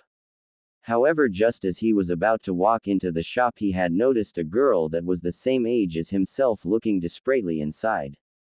From the way her clothes looked and a lack of appropriate sandals, the masked blonde could tell that she was a girl from the streets in search of food. Naruto then walked up to her from behind the girl, who had shoulder-length black hair. "Are you hungry?" asked Naruto as he startled the girl in making her turn around. Naruto was then found himself looking into dark blue eyes. "I said, are you hungry?" repeated the blonde. "No," replied the girl as she said quietly while looking on the ground. "I was just seeing if I can see what they have that I can buy. Besides, the food here does not look so good at all." However, the moment these words were said, her stomach growled as she blushed in embarrassment. "Would you like to join me for a meal?" Naruto asked kindly. XXXXX. Konoha Council Room. XXXXX. Minato was sporting a headache as he was new to being in the council room in the Hokage's seat. People were shouting about the events that had the bloody ice incident was still a fresh wound. However, the new subject that was discovered by the search party he had sent to find the cause of the earthquake, that was just revealed to be or may have been caused by Uchiha Itachi along with his son Naruto, as one of the Inuzuka clan members were a part of the search team. As they picked up the two scents in the area of the blast from the where it had looked to was emanated from. However, they also had discovered a few of smells that were not there too, and thought a lot on why the actress had never arrived in Konoha. He then came to the thought that, "Silence," Minato yelled while lacing it with killing intent, as it had his desired effect. I have come to the thought that Naruto along with Itachi may have encountered the people who were to come to Konoha to hire us for an escort mission. But now I have come to the assumption that these two must have done something to these people. We should put your son in the bingo book with a capture or kill on-site order. Danzo said as he looked impassive. The Jinchuriki has grown far too dangerous to be left alive. As every one of you all saw his power at the Chunin exams. This had gotten some nods from the civilian side. PFF'd. Like that will do any good. Scoffed Inuzuka Sume said as she saw the war hawk frown at her. The last time the council had gone with one of your plans it backfired in your face to stunt the growth of the boy. It was the best choice this council has made. Danzo said as he waved her off. Had the boy was given to me from the very start to be trained under my eye. Then there would never have been a bloody ice incident.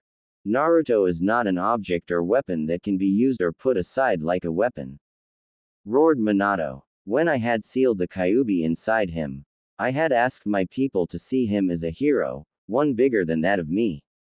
However, you people had decided to take your losses on a child who had done nothing to antagonize anyone. Now as for you Danzo. Minato then looked the man in his exposed eye with a glare that could match Itachi's Sharingan glare. I would like to know the meaning of your root Anbu still being in use. They are my personal bodyguards. Danzo replied coolly. But we are getting off topic Hokage-san. That is Hokage-sama to you Danzo. Said an angry Sarutobi Hiruzen.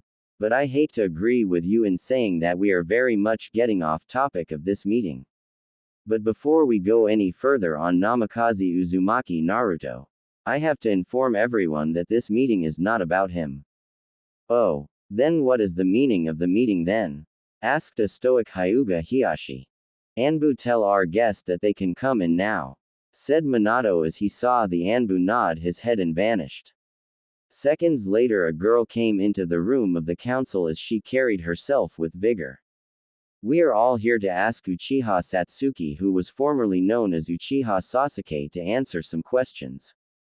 This had caused most of the council members shout at what was going on in questioning Satsuki. While the girl in question just sat herself down on the chair and decided to wait until the Hokage called for order. Once the entire council room became calm as Satsuki saw some of the council members look upon her with greed in their eyes, as this did not sit well with her. However, one Hyuga Hiyashi had a scowl on his face as this made the girl sigh. Now that everyone here has finally calmed down enough, I would like to ask Satsuki some questions without any interruptions. Minato said as he unleashed some killer intent into the room which made everyone nod their heads. Satsuki, I would like for you to tell the reason why you're female. My mother had placed a seal on me to protect me from my father. Said Satsuki as Minato nodded his head to continue. Because my father saw that having a daughter in the Uchiha clan was just a showing sign of weakness upon himself and would kill me if he learned that I was indeed a girl. Nonsense. Interrupted a fat merchant. Fugaku-sama was a good man and many times over helped the village Urk. The merchant was caught off by Minato, who appeared in front of the said man and held him by his neck. I thought I had said that I want no interruptions. Growled Minato as he then punched the man in the gut as the blow knocked the wind out of the merchant. The blonde man then looked to the young Uchiha and let her continue again. As I was saying before, continued Satsuki, I know for a fact that my father was indeed a man who cared for nothing and loved only power so that he would not have to answer to no one. Because I had overheard some of the members of the police force that the Uchiha clan controlled at the time. That my father had indeed killed the elders of the clan because he refused to take orders from those weaker than him and because no one could do anything. Fugaku had used the one of the laws in Konoha to keep from going to prison. Which states that a clan head can use any method to run their clan without the opposition of the Hokage or council. HMPH. That is typical of the Uchiha clan since they like to steal and work for power. Commented Hiyashi as he had a small smirk on his face which caused Satsuki to clench her fist. Sume saw the young Uchiha getting angry then decided to intervene. As I recall, Hiashi, didn't you lose to Satsuki's older brother Uchiha Itachi in his test to join the Anbu ranks? Said Sume as she gave a small wink at Satsuki. And the pup did not even have his Sharingan activated at all when you were defeated too. Hiashi glared at the Inuzuka matriarch with his Byakugan activated, which made Sume scoffed again. Please, if you're trying to intimidate me, then go back to the academy. Besides, you along with your clan are far too outdated when you only think about appearances. Enough to borderline that of Fukujaku. This made the Hyuga head even more angry for a few moments, then calmed down. If anyone is worried about appearances, you Inuzuka peasant, then would you like to inform us why you had exiled your own husband Inuzuka Hiroshi? Sneered Hiashi as this made the woman want to bash the man's brains in. Enough! Roared Minato as this made the two council heads sit back down as they glared at each other. Now Satsuki, I want to ask if you still want to continue being a kunoichi of Konoha and help in doing the same things you would normally be doing. Along with the aid in helping to uncover the mysteries about my son's actions. I must protest, yelled Haruno Noah. We can't have the heiress of the Uchiha clan in the dangerous front lines of our shinobi.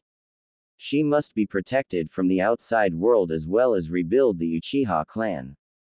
I must agree with Councilwoman Haruno, Hokage-sama.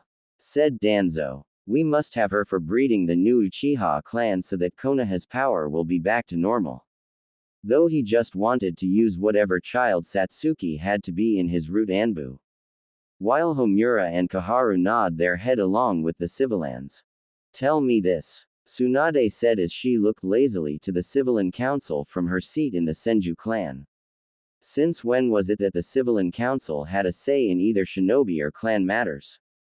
Asked the blonde while sitting straight up. Troublesome, Shikaku muttered. This last time you civilians got involved in such matters of shinobis was Namikaze Uzumaki Naruto, and look where that had gotten us. The civilians then cringed at what the Nara had said because he was right and tried to glare at the said man. While some people were plotting things for their own favor. Kushina, who was sitting in for the Namikaze clan, had looked over to Satsuki then asked. So what is your answer, Satsuki?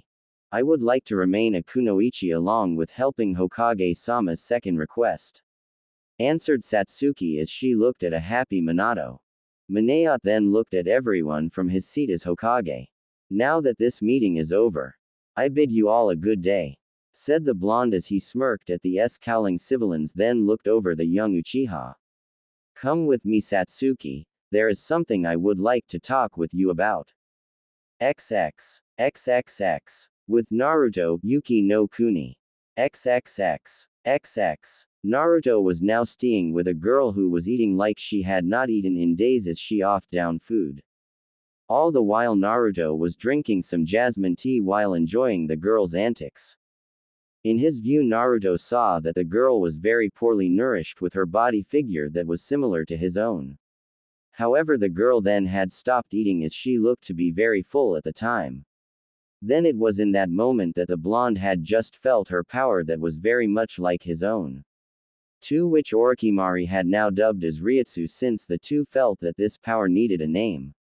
Naruto then had a very pleased smile on his face while sipping his tea once more.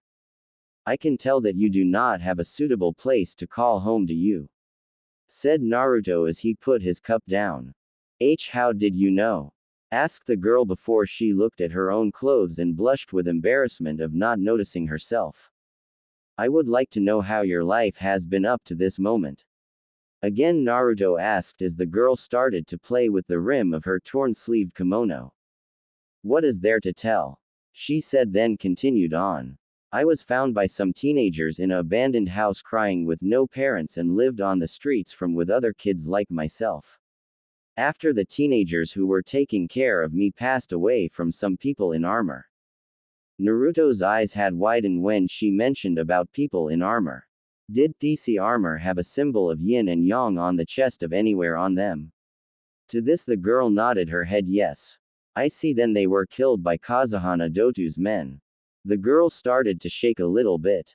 You mean Kazuhana Dotu-sama, as in Yuki no Kuni's daimyo. Former daimyo, since he is dead now. Naruto said calmly to the girl as he saw with a look of anger and pain in her eyes. Your friends were killed by this man's minions.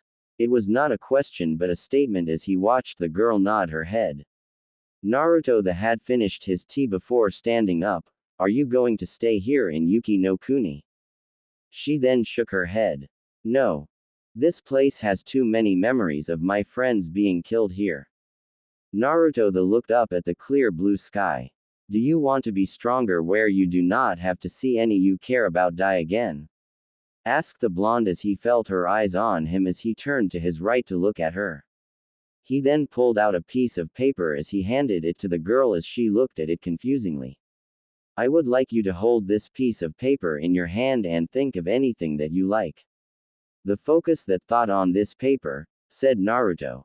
The girl did as she was told by the blonde, then thought for a moment as she began to concentrate hard. After a few seconds of doing this, she felt her hand become a little more colder than normal.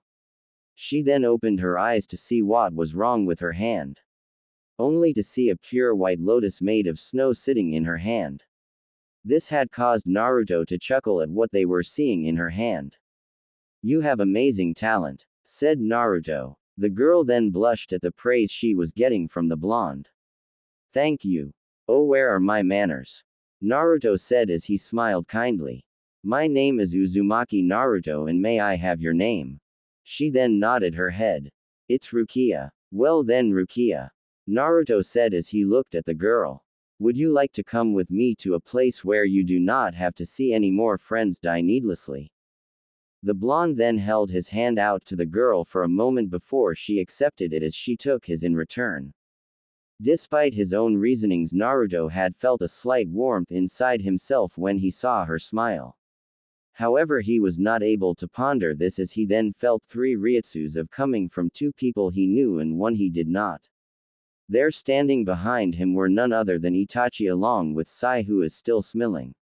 Then noticed a 6-year-old white-haired boy with turquoise eyes looking back at him. Itachi then walked over to his master. This boy has great ryutsu within himself as it has the power to freeze anything within a certain range of himself. Said the Sharingan wielder. I see. Naruto replied as he walked over to the boy with his every kind smile on his face. Would it be any trouble if I can have your name? The boy looked at the blonde who seemed very nice before answering. Hitsugaya. Hitsugaya Tushiro. I am safe to assume that you have accepted an offer that Itachi has given you to join my ranks. Asked Naruto as he saw the boy nod his head in understanding. But is there anything you would like for us to do for you before take our leave of Yuki no Kuni? Please do not be hesitant to ask us of something. Tushiro looked very hesitant for a few moments as he looked in the direction of his home. If it is no trouble, I would like my grandmother to go with me, said Tushiro with a determined look as they made Naruto laugh heartily at the boy. Very well then, Hitsugaya-kun. Naruto said as he looked to his 2 ninjas. Itachi, I want you to accompany Hitsugaya-kun back home to have arranged for his grandmother to come to our home, and Sai will return with me and Rukia. Hi. Itachi and Sai replied. XX. XXX. 2 days later, Nami no Kuni. XXX. XX. Satsuki who was looking around the area of the former run-down village of Nami looking more lively. It was not long after that she entered she had came across the newly built Great Naruto Bridge, which they named after her former blonde teammate after the battling against Zabuza along with his apprentice Haku, who were killed here. However, she was not here for a leisure visit as she recalled her conversation with the Hokage. Flashback. Alright Satsuki, I want to ask you something, said Minato as he along with his wife Kushina and his daughter Kimiko were standing on either side of his desk. As she stood along with the rest of the members of the rookies of their year with the Aditon of Sora from Fire Temple, along with Team Guy who were also called in for this meeting. Excuse me, interrupted Sakura as everyone looked at her as she blushed in embarrassment. But where is Sasuke-kun? Satsuki's right eye started to twitch as she had forgotten to tell her teammates about her ordeal. Sakura. There is now Sasuke-kun or an Uchiha Sasuke to begin with. What are you talking about? Interjected Ino as she looked at the Satsuki with a look that said stay away from Sasuke-kun look. Which caused those who knew Satsuki's secret to sigh as they forgot to mention her reasons for being here now. While Kushina looked annoyed that none of the clan head had either forgot or were too busy on working with their mission to saying anything to their children. Sasuke was in the academy of our age group and the rookie of the year. So don't tell me that there is no Sasuke-kun. Kiba on the other walked over to the female Uchiha as he started to sniff her for a moment then jumped back a couple of steps. Dude, he exclaimed while pointing a finger at Satsuki. Why the hell are you in drag Sasuke and why the do you smell like a girl? Oh Kami, I knew it, you are gay. Hearing this had caused the female Uchiha's blood to boil to the point to where her face was turning red. Which lead to Kiba to getting beat into a lumpy pulp by the female furied Satsuki. While this was going on, the male ninjas had winced at the Inuzuka being beaten by an enraged girl, all which every male ninja avoided. After a few moments of Kiba's beating by Satsuki had finally ended, in which the youngest Inuzuka had to be helped by Choji and Shikamaru who were currently holding him up to stay on his feet. Once everything had settled down in the office of Minato, who just sighed to himself then chuckled at the genins' antics. Hearing this had made the genins stop what they were doing for the moment, as they looked at the blonde Cage grin happily that looked so much like his runaway son who left the ranks of Konoha ninjas.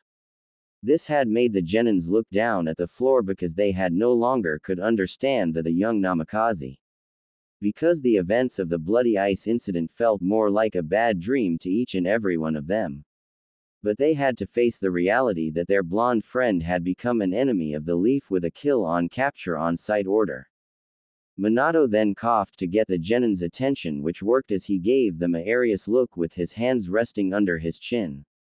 Now Satsuki, I must inform you that the council is pushing to have you taken off the shinobi ranks, so that you can be protected with Anbu until you are of age to where you can have children for the future of the Uchiha clan.